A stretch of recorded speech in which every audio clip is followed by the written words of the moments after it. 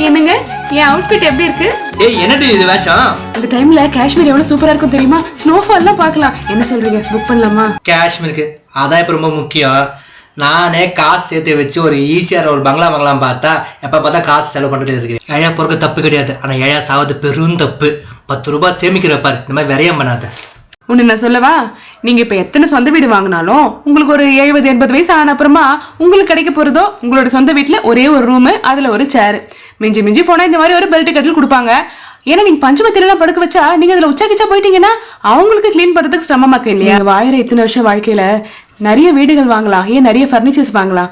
ஆனா இப்ப கிடைக்கக்கூடிய மெமரிஸ் இருக்குல்ல, இந்த வயசு போனா திரும்பி வராதுங்க. அப்புறம் இன்னொன்னு சொன்னீங்களே, ஏழையா பொறுக்கிறது நம்ம தப்பு கிடையாது, ஆனா ஏழையா சாவது நம்ம தப்புன்னு.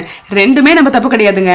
ஆனா கையில கொஞ்சம் பணம் இருந்தோம், தேவையான அளவு சேமிப்பு இருந்தோம், இன்னும் நான் சேமிக்கிறேன்னு இருக்கிற வாழ்க்கையை ஏழையாவே கழிக்கிறது இருக்கு பாத்தீங்களா, அது மிகப்பெரிய முட்டாள்தனம்.